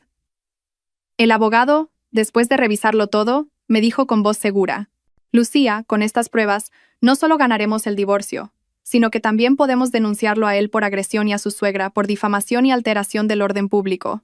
¿Quiere llegar hasta el final? Quiero llegar hasta el final, respondí sin dudarlo. Quiero que paguen por todo lo que han hecho. De acuerdo. Empecemos. Ese mismo día, la demanda de divorcio y la denuncia se presentaron en el juzgado y en la comisaría. Todo se hizo de forma rápida y profesional. No necesité intervenir. El abogado se encargó de todo. Mientras tanto, en casa, Javier y su madre estaban aterrados. Sabían que yo tenía las pruebas, pero no sabían qué iba a hacer. Mi silencio era más aterrador que cualquier insulto. Javier me llamó y me envió mensajes innumerables veces, a veces suplicando perdón, a veces amenazando. Lucía, por favor, me equivoqué. Estaba borracho, no era yo. Perdóname esta vez. Si montas un escándalo, lo perderé todo. Como te atrevas a denunciarme a la policía, no te dejaré en paz. No olvides que todavía eres mi nuera. No respondí a ningún mensaje. Simplemente los guardé en silencio como prueba de su acoso. Y llegó el día en que tuvieron que enfrentarse a la justicia. Una tarde, mientras estaba en casa con mi hijo, recibí un mensaje de Mateo. La policía ha ido a casa de tu suegra. Más que regocijo, sentí alivio. Por fin, el karma había llegado. Según me contaron, cuando llegó la policía, mi suegra gritó y montó un escándalo, afirmando que yo los estaba incriminando y perjudicando. Pero ante la citación y las pruebas iniciales que presentó la policía, no pudo rebatir nada. Javier se vino abajo por completo. Cuando se lo llevaron, no mostró ninguna resistencia. Simplemente lo siguió en silencio, como un hombre sin alma. El incidente se convirtió en el gran escándalo del barrio. La historia de la buena nuera que sufría la violencia y la estafa de su familia política se extendió como la pólvora. Esta vez, nadie se creyó las lágrimas de mi suegra. Toda la simpatía anterior se convirtió en desprecio e ira. Ellos mismos habían destruido lo que más valoraban, su reputación y su honor. Pero yo sabía que esto aún no era el final. La verdadera batalla se libraría en los tribunales, y yo estaba totalmente preparada para ella.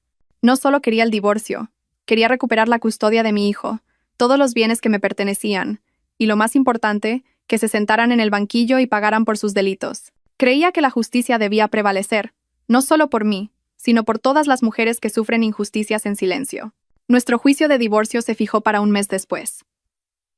Durante la espera, me mudé de la casa de propiedad conjunta y alquilé un pequeño apartamento para mi hijo y para mí. Quería romper por completo con ese lugar que me traía tantos recuerdos dolorosos. Mi vida empezó a recuperar la normalidad.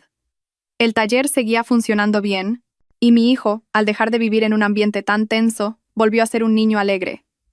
Pero sabía que mi familia política no se quedaría de brazos cruzados. Y, como era de esperar, contrataron a un abogado bastante conocido y se prepararon para luchar hasta el final.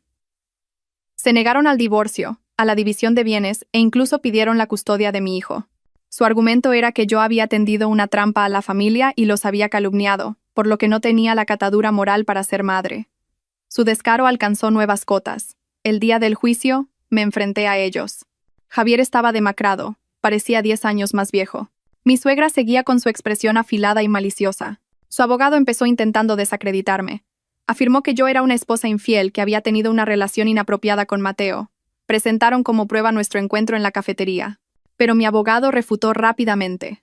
Presentó mensajes y grabaciones que demostraban que ese encuentro fue simplemente para intercambiar pruebas de la infidelidad de sus respectivos cónyuges.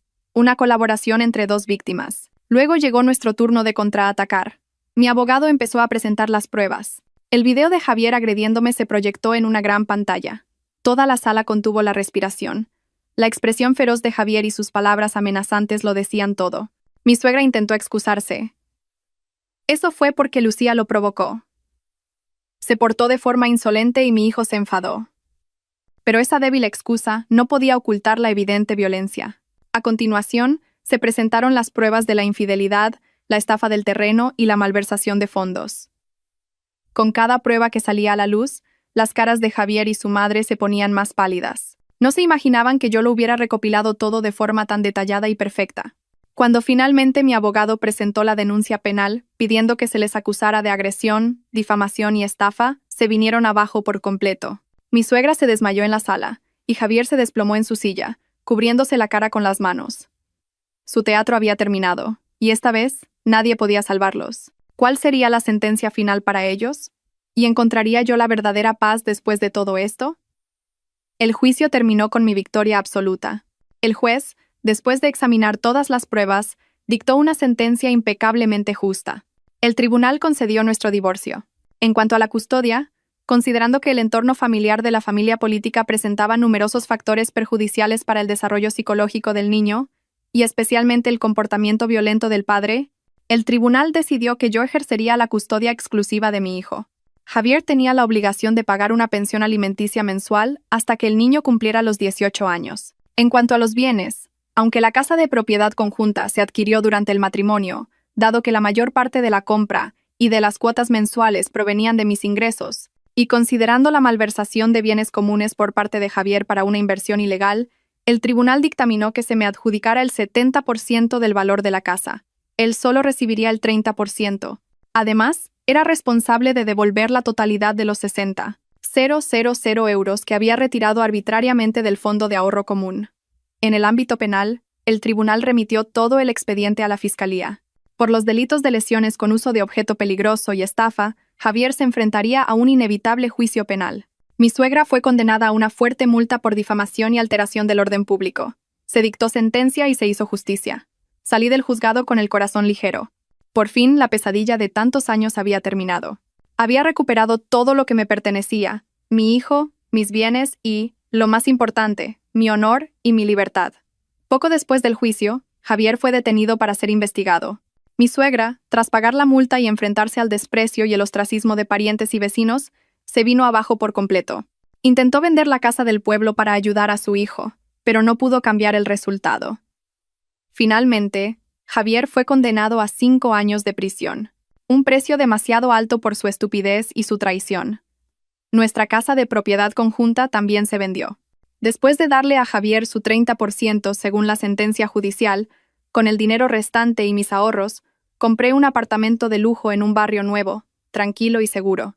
Quería un comienzo completamente nuevo para mi hijo y para mí. Mi taller de confección, que se había visto afectado por el escándalo durante un tiempo, volvió a la normalidad y prosperó día a día. Mi reputación no solo no se vio afectada, sino que aumentó. Muchos clientes acudían a mí no solo por la calidad de mis productos, sino también por admiración a mi fortaleza y tenacidad. En cuanto a Isabel, después de que se revelara su verdadera cara, tampoco pudo vivir en paz en ese barrio. Tuvo que vender su casa y mudarse a otro lugar para escapar de las burlas de la gente. Mateo también completó el proceso de divorcio. Se convirtió en un padre soltero que criaba a su hijo solo. De vez en cuando, todavía nos veíamos. No como amantes, sino como amigos y aliados que habían superado juntos una gran tormenta. Compartíamos experiencias sobre la crianza de los hijos y nos ayudábamos en el trabajo. Entre nosotros había una comprensión y un respeto especiales. A veces me preguntaba si en el futuro podríamos llegar a algo más, pero no tenía prisa. Mi corazón había sufrido demasiadas heridas. Necesitaba tiempo para sanar. Por ahora, solo quería disfrutar de una vida tranquila con mi hijo. Una tarde, mientras jugaba con mi hijo en el parque, recibí una carta. El remitente era Javier, desde la cárcel. Dudé un momento, pero la abrí y la leí. La carta era larga, la letra torcida. Escribía sobre su arrepentimiento y las dolorosas noches en prisión. Me pedía perdón y una oportunidad para empezar de nuevo. Decía que cuando saliera, se dedicaría a compensarnos a mi hijo y a mí por todo. Leí la carta hasta el final sin sentir nada. ¿Perdonar? Quizás algún día lo haga. Pero será por mi propia paz interior, no para darle una oportunidad a él. El amor y la confianza, una vez rotos, no se pueden volver a pegar. Rompí la carta en pedazos y la tiré a la basura. El pasado quedó atrás. No quería que interfiriera más en mi vida presente. Me giré para ver a mi hijo, que jugaba felizmente en el tobogán. Una felicidad sencilla llenó mi corazón. Esta era la vida que quería. No una vida de riqueza y lujo, sino una vida tranquila con las personas que amo. Y sabía que me lo merecía. Pasaron 5 años en un abrir y cerrar de ojos. La vida de mi hijo y la mía había cambiado mucho. El pequeño apartamento de antes era ahora un hogar cálido y acogedor que habíamos decorado a nuestro gusto, lleno de risas. Mi hijo, Daniel, ya era un apuesto alumno de tercero de primaria. Era muy buen estudiante y tenía un talento especial para el dibujo. Al ver sus coloridos dibujos, supe que su alma se había curado por completo de las heridas del pasado. Mi taller de confección se había convertido en una pequeña empresa de moda con marca propia. Ya no tenía que cargar con todo yo sola. Tenía a mi lado un equipo de empleados apasionados y con talento. Mi vida era ahora ajetreada pero llena de sentido. Encontraba la alegría en el trabajo, en crear productos hermosos y en dar empleo a muchas otras personas. Mi relación con Mateo también había entrado en una nueva fase. Después de mucho tiempo como amigos, nos dimos cuenta de que entre nosotros no solo había compasión, sino también amor. Un amor construido sobre la comprensión, el compartir y el respeto. Me pidió matrimonio y acepté. Nuestra boda no fue ruidosa ni ostentosa. Fue una pequeña y cálida fiesta con la familia y los amigos más cercanos. Daniel y el hijo de Mateo se convirtieron en hermanos que se querían y cuidaban mutuamente. Juntos, formamos una nueva familia. Una familia que, aunque no perfecta, siempre estaba llena de amor y respeto. A veces me llegaban noticias de la gente del pasado. Javier salió de la cárcel. No se quedó en la ciudad, se fue a vivir con su madre al pueblo. Mi ex-suegra, dicen. Se había debilitado y su mente se había nublado por los sucesivos golpes. Ya no insultaba, solo se sentaba en silencio en un rincón de la casa. Quizás ese fue su mayor castigo. De Isabel, oí que se había casado con otro hombre en una provincia lejana y vivía una vida normal. El torbellino de odio y traición por fin había terminado. Cada uno había pagado por sus errores y había encontrado su propio camino. Una tarde de fin de semana, fuimos de picnic al campo toda la familia.